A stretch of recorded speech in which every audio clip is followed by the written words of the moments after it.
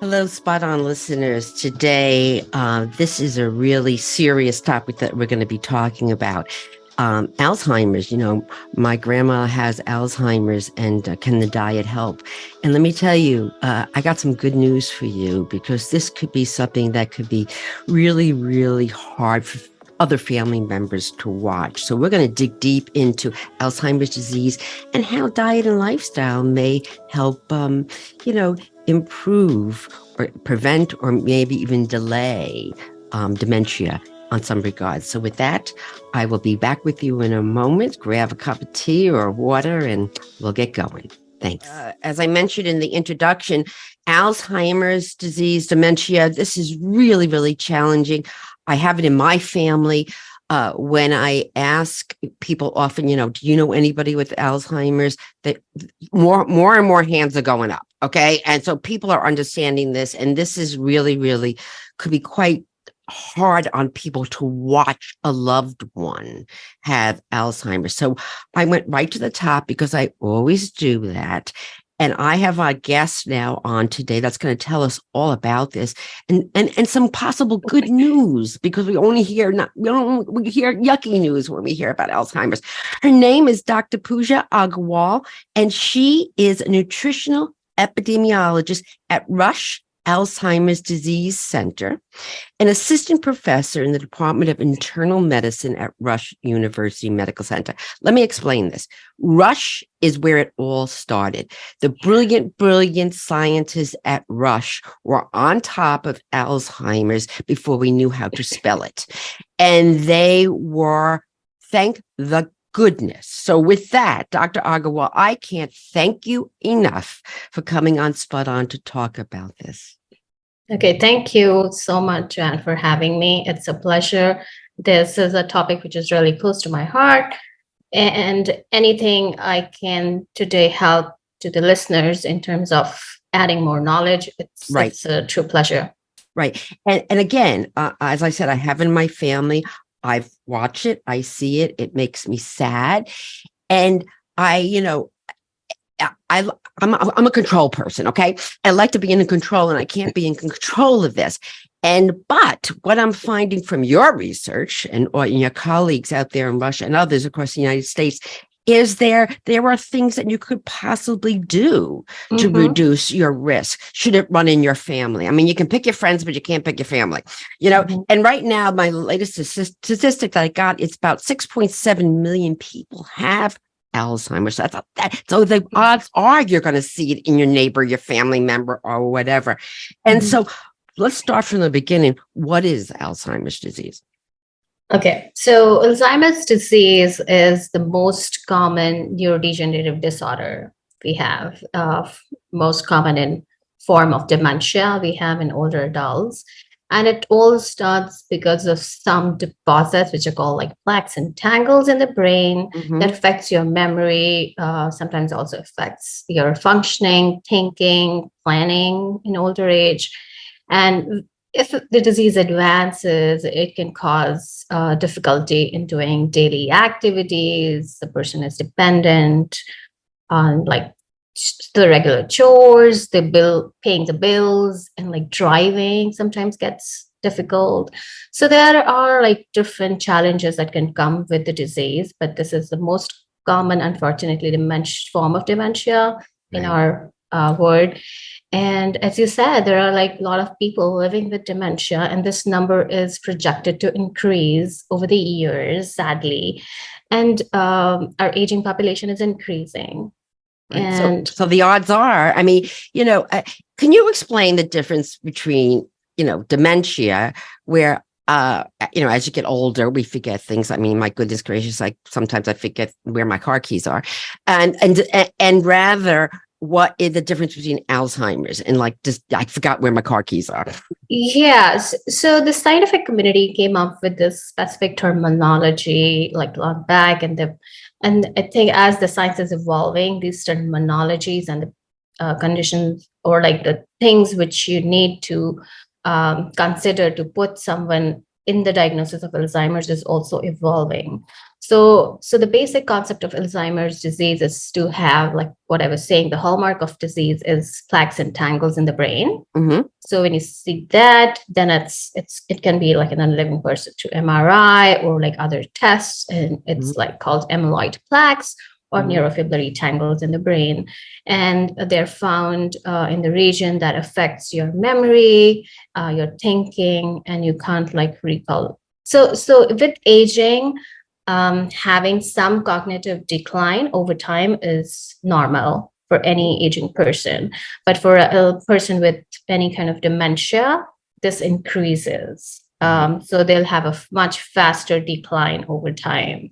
Right. Right. What I've seen in people and friends that have relatives with Alzheimer's, that it's to the point where the person who has Alzheimer's disease won't even know the names of their children. Yeah, that happens too. Sometimes it's hard to recall names. Sometimes Right. it's hard to recall just the basic day-to-day things which you were like very much routinely doing all your life. But yeah, that's unfortunately the sad part of the disease. Right. However, the the the the hopeful part is that now there are like few ways you can delay the onset. Like the research has come up with like various modifiable risk factors which you can work on right from the beginning, probably I would say like middle age or right from when you can, so that you can lower the risk. Right. Especially if you have a family history of it. And just because you have a family history of it doesn't mean you're going to get it. But it's if you could start some of these wonderful things that you and your colleagues have discovered in lifestyle and diet, and you know, it may help reduce your risk of Alzheimer's, but a lot of it's going to help you reduce the risk of heart disease and diabetes and everything else. So Exactly. So it's like, let's jump on board here. So Phil, first let's talk about the MAP diet or the MAP project, I should say, that came from Rush. And as I mentioned, I told you this is where it all started. So let's talk about that because that was published like in 2015. So tell us what you found in that and what's it all about. So when we say MAP, it is called the Memory and Aging Project. So that's the Rush Memory and Aging Project. It's a longitudinal cohort study that enrolls participants who are older from almost more than 40 communities around Chicagoland. And they're enrolled and then clinically assessed for different things. And they consent also to donate their brains at the time of death. So we are like following these people. And I think we are like fortunate to have some enthusiastic participants who are like helping us do this kind of research, and like our research staff and everybody who collects the data. But then over the years, we do have now such an enormous and dense, well-characterized data, which we can use to tease apart a few questions. And over the questions asked for 2015 paper was if a specific kind of diet is delaying the onset of dementia in these older adults, because we've been following them for many number of years.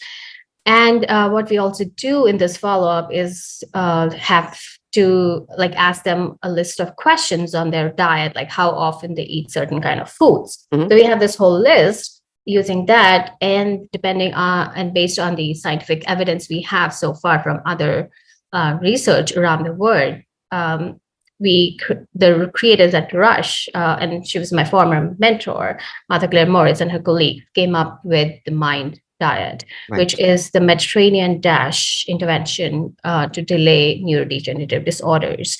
So what is this MIND diet? So this basically is all about including certain amount of healthy food groups, which are good for your brain health, and then limiting certain food groups which are not good for your brain health. So it's a combination of like 10 good foods and limiting 5 unhealthy food groups. Can you tell us what those 10 good foods are? Primarily, MIND diet focuses on green leafy vegetables, There you go. Kale, And kale. Here we go. kale, Kale, collard spinach. greens, Right, mustard, any right, kind of right, right, greens on the right, plate is great. right. So greens are a very important component of the Mm-hmm. mind diet. And Mm-hmm. then all the other vegetables, of course. Vegetables Mm-hmm. are rich in nutrients, Mm-hmm. carotenoids, you get so Yeah. much from them. And then specifically, not every fruit, but then berries were found to Berries. have, yes. Yes. So, Interesting. So, yes, is it any kind of berries or blueberry, strawberry, any kind? any kind, Wow. basically. Okay. I Good. mean, Good. right now we have now evidence from like small studies, also randomized controlled trial, like that blueberries and strawberries and cranberries, they all help. Oh, good. So any kind of berries, raspberries, blueberries, Okay. strawberries, Okay. uh, so they are all good because they're again rich in antioxidants and Right. like polyphenol, like bioactives, which are really important to maintain your brain health. Right. Great. So that's another important component of mind diet, which is unique from other existing Mediterranean or DASH diet. Right. And then mind healthy component is whole grain, which Okay. is Good. a usual healthy dietary component of a healthy diet. Mm-hmm. Then fish Mm. is recommended. Again, it has good fat, which is Mm-hmm. omega-3 fatty acid, Mm-hmm. which is Mm-hmm. again good for brain.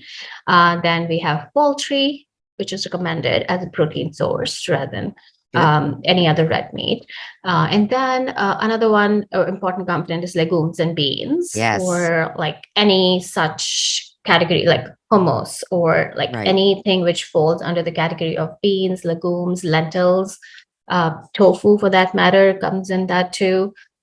So, legume is another important category to Great. include in your food. And then we have nuts, Oh, again, good. because Okay. of the essential fats and the composition, and it can have nuts in your salads as a snack. So there are like different ways you can incorporate these foods in your diet. So it's we always say like mind diet is more like an approach rather than like quote unquote kind of diet. So Right. it's like including these foods in your daily routine so that you are giving enough nutrients to your brain Right. to What maintain health. what would be some of the food you said there was five that to limit? Unhealthy, yeah. So the one to limit is red processed meat, Okay. definitely because of the fat content and other Mm-hmm. things. Mm-hmm. And then you have to limit your butter intake, Okay. butter or margarine. Okay. And then limit any kind of fast food or fried food, Okay. basically. And then also limit sugar. Sugar. Yeah. As you, So you know, that's another important thing, which is yeah. probably And not good. we're finding so much more about diets that are so rich in too much of it, added sugars.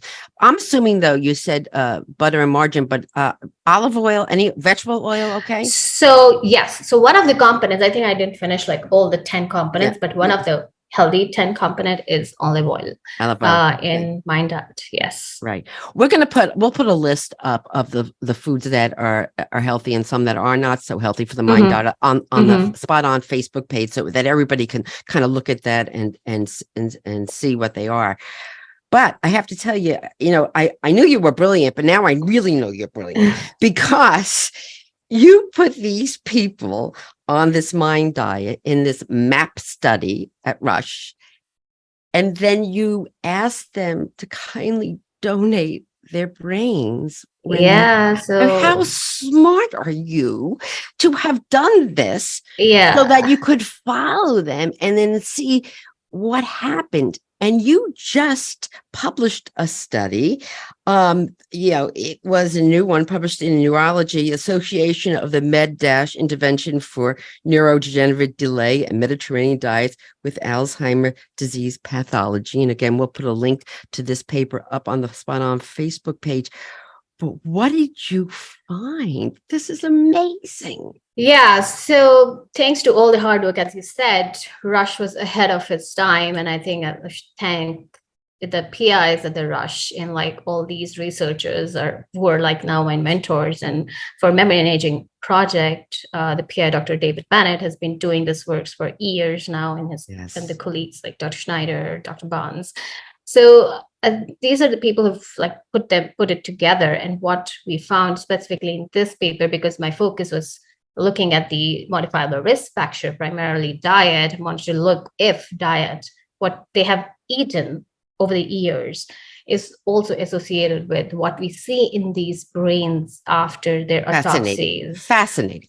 Uh, and what we found is published in that paper, where we found that people who were eating healthier, that means who had a higher score of mind diet. So the way we do the scoring is like categorize or give them a score based on number of vegetables or like greens they're eating per week, like servings per week. And then everybody's given a score over time. And then what we did was like use their score and looked at how that is associated with the pathology in the brain. And we found people who were eating more of the mind diet components had lesser plaques in the brain. Wow. Oh, wow. At the time of death, which is really fascinating, and then definitely needs further investigation, I would say. But it's a fascinating first step, indicating that, look, so what you ate actually is associated with less of this bad plaque in your brain, which can cause Alzheimer's, which causes Alzheimer's. Right. I mean, that's absolutely fascinating, because I went back to what I said to you in the beginning. It may be in my family, it's in other people's family, but now it sounds as though, if you could start eating healthier early on, it may reduce your risk of this until you hurry up and go back to your office and find a cure for it, which I'm sure you're going to do. But it empowers me. It empowers me as somewhere I'm at higher risk for this, that I can finally do something, and I can do it, I assume, earlier than better, right? In your 20s, 30s? Yeah. I mean, I think I don't have like exact answer for that. Right. Supporting the research, because our participants are older. So when we started monitoring them is little later in life. We need more studies in middle age probably to say that.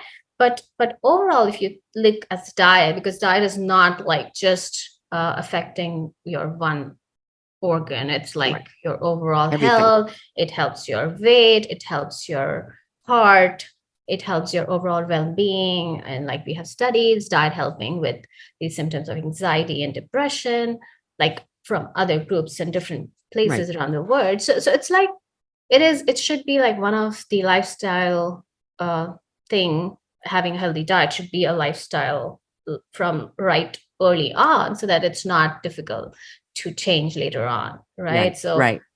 That's right. Because once you adopt this early on, it becomes just like a habit. This is what you eat. Yeah, you just eat it, and you go through life eating it, and you forgot why you're eating it because you're just enjoying it, and that's the way to go. I totally love this. And I read something in Lancet that a study in Lancet showed that 40% of the dementia types, and that includes Alzheimer and other dementia, can be delayed or prevented throughout a person's life. And there were 12 modifiable risk factors that people can do to help reduce this risk of dementia. One of which was, of course, the diet, and is following this fabulous mind diet that you have created and is fabulous. What were some of the others? Because I know, again, people are going to be curious besides just diet. What else can they do? I think like there are other lifestyle modifications, which is very important when it comes to dementia.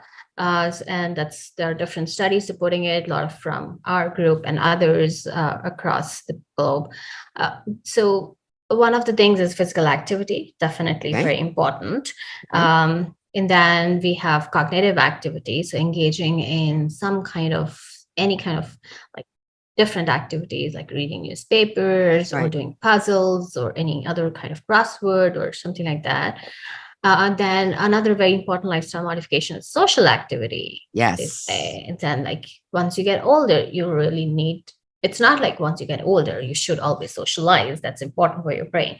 But then specifically in older adults, they found that socializing was helpful and living in isolation was not. So social activity is another important aspect, which should be considered in the aging population. It should be really important for someone's brain health. I'm telling you what I'm doing. I'm joining a pickleball league. Okay. Because nice. I mean, they're popping up everywhere. Everybody can play no matter what age it is. I'm joining it so I can stay social and active. See, I got two.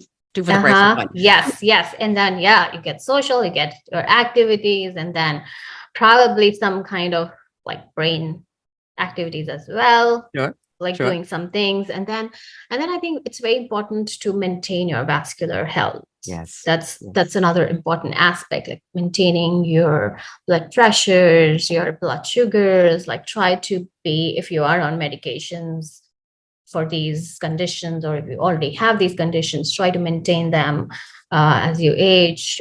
Be vigilant of what you are eating and your medications on those in your prescription. Like have a contact with your doctor, right? Primary care physicians, like in time. I think they're like small important things which you can do, which can be like just part of your regular routine, but then eventually it's going to help you to delay such I shouldn't say like horrible, but yeah, it is kind of very sad disease to have, I would say. Right. Stress plays a part in this too, right? Doesn't it? It might make, and my goodness gracious, who the heck doesn't have stress in their life? And so here we go back to pickleball. That's another way I can release my stress. But managing your stress, we all have it. It's how we manage it. Yeah, and different people can do it differently. So something might work for you, something might work for somebody else. It's like people are doing meditation, some people are going out, you're socializing can also reduce your stress. So there are like different ways. You have to find your own way of doing it, but that's another important factor. Right. What about alcohol consumption? Because you hear, like, I think in the study that I read that you just did, wine was a little bit of wine was okay, but then if you get excessive, that's not good either. That's not good. Yeah. So in our study, because it is the mind diet is adapted from Mediterranean diet, and Mediterranean diet comes from Mediterranean region where wine drinking is very common. And then in mind also, it was one of the components. You were correct, but only in moderation. Right. And we do have now like other studies saying like too much of alcohol is not good. Right. So that alcohol can contain like beer, other kind of hard liquors, and like other things. And then when wine is prescribed, or like for Mediterranean diet of wine, it's like specifically they're including wine because of the polyphenol content. Right. So it's a bit tricky. So if you're not drinking, you don't have to like start drinking. Right. Listen, Doctor, I was so blessed here at Boston University to teach a class in Italy every year about the Mediterranean diet. I know you'll come with me next year. And a Mediterranean diet and just the whole science behind it with a colleague at Boston University.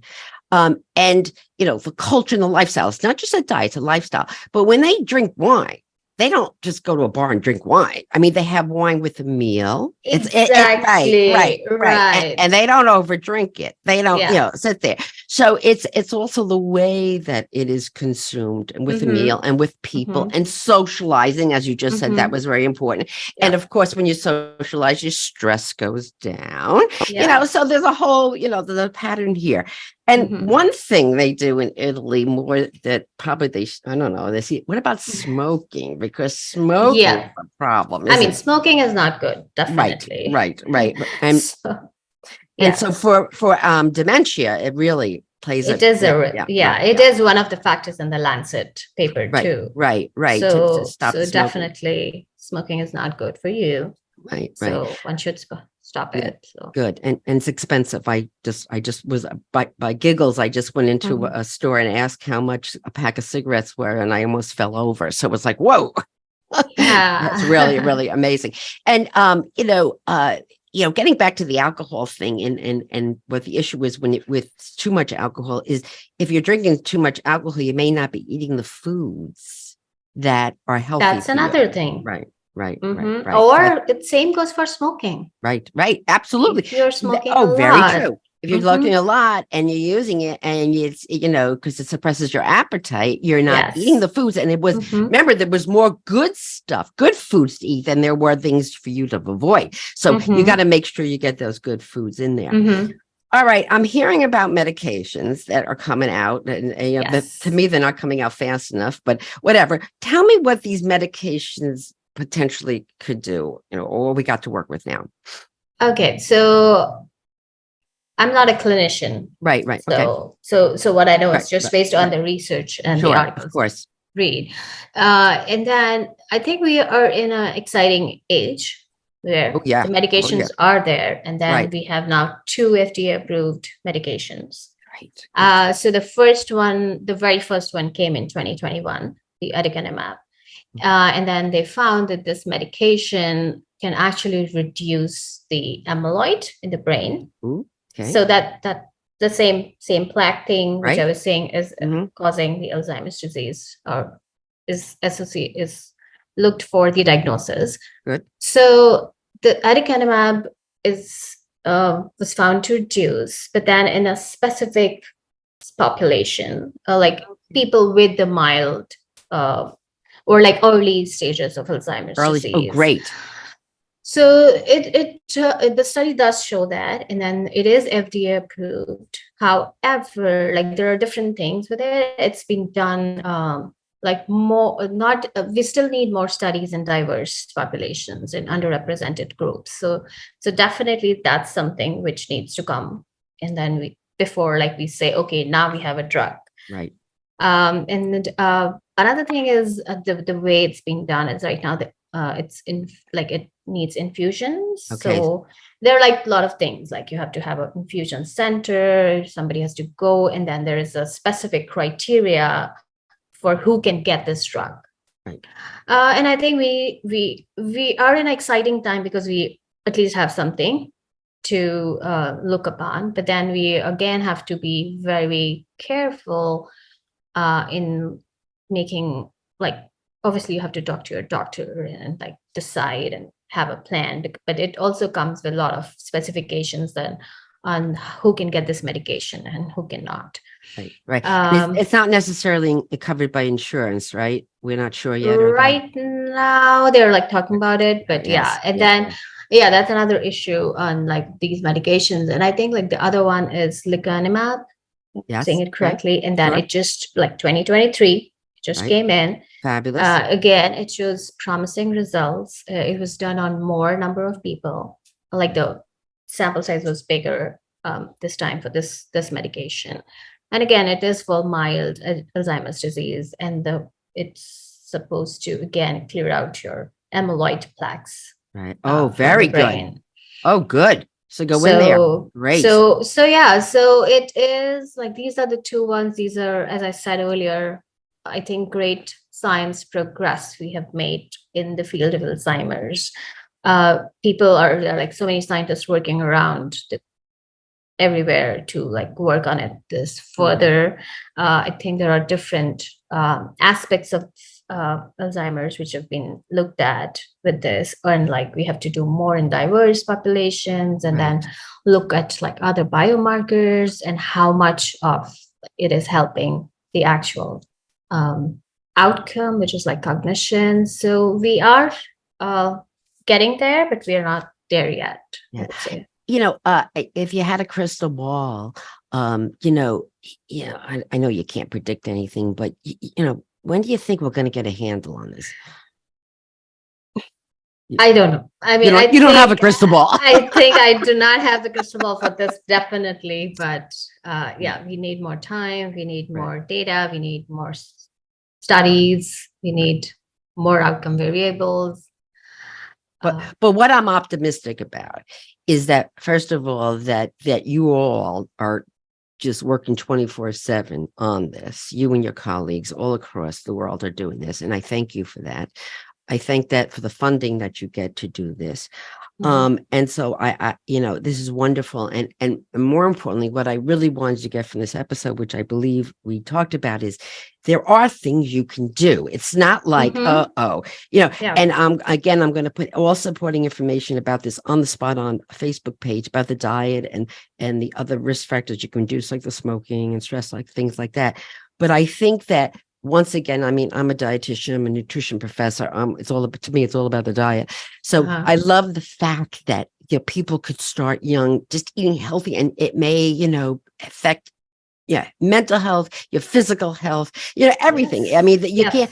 It can't go wrong. That's what I'm saying. You can't go wrong. Put your money Yep. on eating a healthier type of a diet. Right, That's great. right, right. So this is what I'm going to do. I'm going to let you go because you need to get back to your lab and you need to continue to work on this.